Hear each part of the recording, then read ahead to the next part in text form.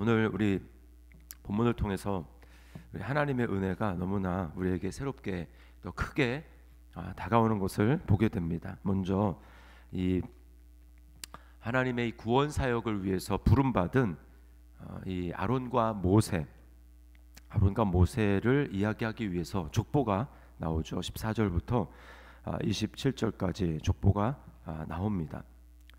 사실 여기 족보를 보면 출애굽기 1장에 나오는 것과 좀 다르게 거기는 12명의 야곱의 아들들의 다 나오는데 오늘 본문에는 이제 3명만 나옵니다. 맨 앞에 3명, 르우벤 그리고 시므온, 레위.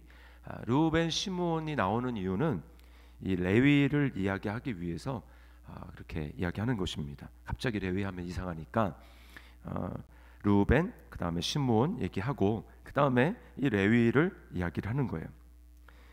아론과 모세는 레위의 이제 자손들이었기 때문에 그렇습니다.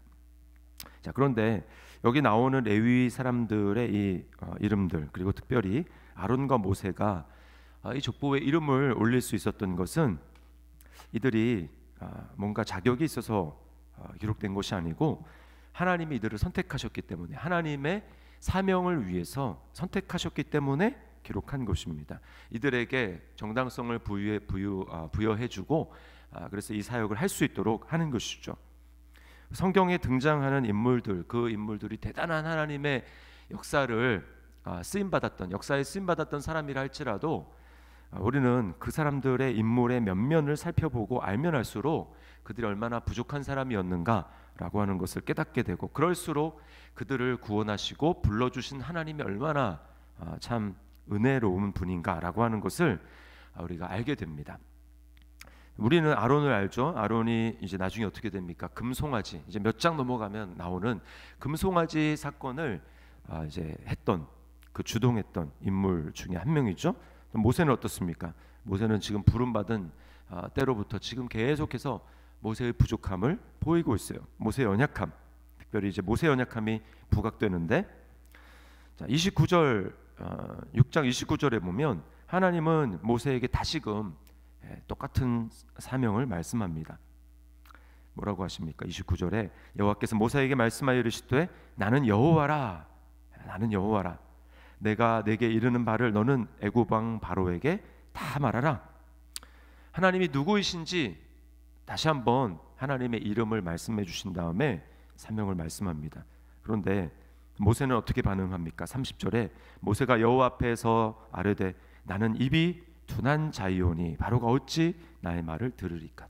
똑같이 하나님이 많은 것을 보여주시고 수많은 설득과 하나님이 어떤 분이신지를 말씀해 주셨음에도 불구하고 여기도 똑같이 나는 이미 둔한 자이오니, 이게 계속해서 하나님은 나는 여호와니 라고 말씀하시는데 모세는 나는 입이 둔한 자유, 하나님과 상관이 없습니다. 하나님을 바라보는 일에 계속 실패를 하고 있는 이 모세를 바라보고 있어요. 자, 그도 그럴 것이 지금 상황이 더 어려워졌습니다. 지금 장소는 어디예요? 부름받은 장소가 아니고 지금 사명의 장소인 이집트에 와 있습니다. 애굽에 와 있어요.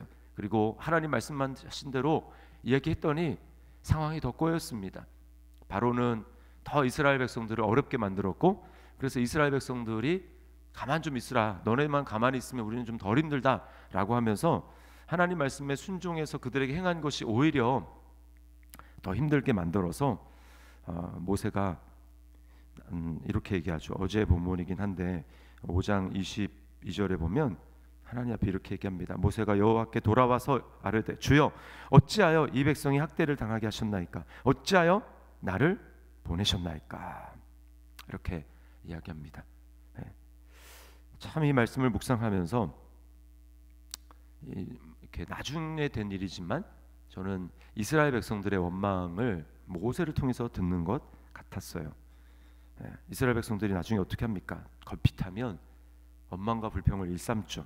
걸핏하면 애굽에 그냥 있는 게 나았다라고 얘기를 하지 않습니까? 근데 모세도 지금 똑같이 반응하는 거예요. 어찌하여 나를 보내셨습니까?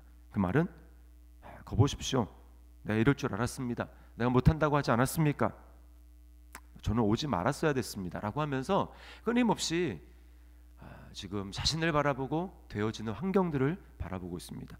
하나님은 나는 여호와다, 나를 봐라 라고 말씀하시는데 끊임없이 환경을 바라보고 끊임없이 자기 자신을 바라보고 있는 거예요. 여러분, 이런 모세에 대해서 하나님은 더 이상 노를 바라시지 않습니다. 분노를 바라시지 않고 그 다음에 참아주세요. 하나님 모세에게 은혜를 베푸십니다. 왜 그렇습니까?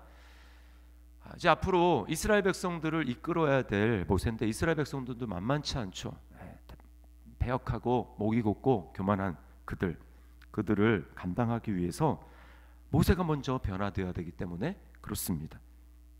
모세에게 그래서 은혜를 베푸시는 거예요. 근데 모세가 변화되기 위해서는 협박과 두려움 때문에 그렇게 변화되는 것이 아니고 모세는 계속되는 하나님의 사랑과 인내하심과 오래 참으심, 그것들을 통해서 변화될 수 있다는 것을 아시고 하나님 모세를 계속해서 지금 똑같이 반응하고 있는 모세를 참아주고 있는 것입니다. 이제 7장 3절과 4절에 보면 하나님이 이제 앞으로 어떻게 하실 것이다, 앞으로 어떤 일이 일어날 것이다를 말씀하는데 3절에 보면 내가 바로의 마음을 완악하게 하고 내 표징과 내 이적을 애굽 땅에서 많이 행할 것이나 바로가 너희의 말을 듣지 아니할 터인즉 순탄치가 않을 것이라는 것을 얘기해 줍니다. 내가 내 손을 애굽에 뻗쳐 여러 큰 심판을 내리고 내 군대 내 백성 이스라엘 자손을 그 땅에서 인도하여 낼지라. 내가 내 손을 애굽 위에 펴서 이스라엘 자손을 그 땅에서 인도하여 낼 때야 애굽 사람이 나를 여호와인 줄 알리라 하시매. 자, 이 말씀만 보면 하나님이 최종적으로 하시는 목적이 애굽 사람들이 하나님이 누구인지 알도록 하기 위해서다라고 말씀하시는데 저는 이 말씀을 묵상하면서 다르게 읽혀졌어요. 그 뭐냐? 그들에게 하나님이 여호와이심을 나타내기 이전에 먼저 모세의 마음이 변화될 것을, 또 이스라엘 백성들의 마음이 변화될 것을 하나님이 기대하신 것입니다. 너희들이 내가 누구인지 알아야, 내가 어떠한 자인지 알아야, 계속되는 이 바로의 마음의 완악함과 환경이 변화되지 않는 모습 속에서 그러나 하나님이 끊임없이 하나님의 어떠한 분이신지를 나타내는 이런 상황을 통해서 더 이상 너희 자신을 보지 말아라, 더 이상 이제는 나를 봐라 라고 하시는 하나님의 마음. 그래서 이제 점점 하나님을 신뢰하게 되고 나를 바라보는 시각에서 하나님을 바라보는 시각으로 바뀌는데 누가 바뀌어야 됩니까? 애굽 사람들이 아니라 모세가 바뀌어야 되는 거예요. 이것은 하나님이 참아주시는 은혜 때문에 가능한 것입니다. 그래서 나중에 모세가 변화되죠. 이런 하나님의 은혜 때문에 변화됩니다. 그래서 신명기에 보면은 모세에 대해서 뭐라고 기록하냐면은 모세는 지면에서 온유하기가 가장 뛰어난 자다라고 이야기를 합니다. 하나님의 참아주시는 은혜 때문에 가능한 것이었어요. 디모데전서 1장 15절 16절에 바울 사도는 이렇게 고백합니다. mit보다 모든 사람이 받을 만한 이 말이요 그리스도 예수께서 죄인을 구원하시려고 세상에 임하셨다 하였도다. 죄인 중에 내가 괴순이라. 그러나 내가 긍휼을 입은 까닭은 예수 그리스도께서 내게 먼저 일체 오래 참으심을 보이사 후에 주를 믿어 영생 얻는 자들에게 본이 되게 하려 하심이라. 바울 사도가 나를 본받으라 라고 말할 때 자신의 됨됨이를 본받으라는 것이 아닙니다. 하나님이 자신에게 얼마나 오래 참아주셨는지 그 은혜에 대해서 감격하는 나의 모습, 그리고 복음이 바로 그런 것이다. 그 복음이 나를 변화시켰다. 그 복음이 나를 변화시켰기 때문에 너희도 변화될 수 있다. 죄인인 괴수인 나가 하나님의 은혜로 변화될 수 있었다면 너희도 변화될 수 있다라고 말하는 것입니다. 오늘 이 모세의 모습 속에서 우리는 이것을 발견하게 됩니다. 그러므로 여러분, 섬기는 사람이 갖추어야 될 자질이 무엇일까요? 그것은 자신의 능력이 얼마나 탁월한지가 아닙니다. 부족한 나를 하나님이 얼마나 말도 안 되는 은혜를 베풀어 주셔서 오래오래 참으셨는가, 그것을 깨닫는 것입니다. 더 많이 깨닫는 것입니다. 더 깊이 깨닫는 것입니다. 그 은혜를 깨닫고 내 마음 가운데 그것이 감격으로 점점 더 깊이 다가오게 될 때 우리는 점점 거룩하게 되는 거예요. 그리고 점점 섬길 수 있는 것입니다. 우리는 이 하나님의 은혜를 다시 한번 기억해야 되겠습니다. 이 은혜가 여기서 그치지 않습니다. 오늘 4절에 보니까 하나님이 이스라엘 백성들은 뭐라고 하시냐면 4절 끝에 보면 내 군대 내 백성 이스라엘 자손을 그 땅에서 인도하여 낼지라 라고 이야기를 합니다. 내 군대 내 백성 이스라엘. 이거 말도 안 되는 일입니다. 무슨 군대입니까? 이스라엘이 군대가 아니라 오합지졸이죠. 전투 능력으로 평가했을 때는 전투력이 빵입니다. 빵. 전쟁을 배워본 적도 없고 싸움 기술을 배워본 적이 없어요. 그럼에도 불구하고 하나님 왜 내 군대라고 하십니까? 이 말은 이 이스라엘 백성들이 싸우는 싸움의 성격을 보여주는 거예요. 그 말은 내가 앞서 싸운다라고 하는 것입니다. 내가 너희보다 앞서 너희가 싸움 기술을 배우지 않고 전쟁을 배운 적이 없지만 이 앞으로 되어질 이 강력한 바로의 군대와 그리고 앞으로 너희가 닥칠 모든 싸워야 될 그 전쟁들 거기서 내가 싸울 것이다. 너희는 그 나를 보라는 것입니다. 두려워하지 말고 내 뒤를 따라오면서 나를 바라보며 나를 믿으며 나를 찬양하라 라고 하는 것이에요. 실제로 이 3절부터 5절까지의 이 말에서 주어는 하나님입니다. 하나님, 하나님이 다 하시는 거예요. 바로의 마음을 완악하기도 하시고 또 기적을 행하기도 하시고 이스라엘 백성들을 결국 인도하여 내실 분이 바로 하나님이라는 것입니다. 하나님이 누구라고요? 여호와. 여호와 스스로 계시는 분, 그분이 우리 앞서 싸우시며 행하신다라는 것입니다. 그러므로 우리 성도의 싸움은 우리의 힘을 막 키워가지고 싸우는 싸움이 아니고 우리는 힘이 없어도 돼요. 하나님을 바라보는 것입니다. 하나님을 바라보고 주님이 우리 앞서 싸우신다는 것이구나. 힘없는 나를 왜 내 군대라고 나는 전혀 군대의 자격을 갖추지 못했는데 라고 말씀하시나 그 하나님을 바라보며 나오라는 것입니다. 앞으로 싸울 전쟁들을 보세요. 이스라엘 백성들은 힘이 없지만 다 하나님이 말도 안 되는 이 승리를 거두게 하십니다. 하나님이 싸우시는 거예요. 그리고 맨 마지막에 이 7절에 보면 그들이 바로에게 말할 때 모세는 80세였고 아론은 83세였더라. 무슨 뜻입니까? 힘이 없는 늙은이들 노인이지만 그들을 통해서 하나님이 일하시고 하나님이 싸우시기 때문에 승리할 수 있다라는 것입니다. 이게 바로 성도의 싸움이에요. 우리 싸움은 특별히 그리스도의 사역으로 말미암아 다 이겨놓은 싸움입니다. 주님이 뭐라고 말씀하십니까? 세상에서 너희가 환난을 당하나 담대하라.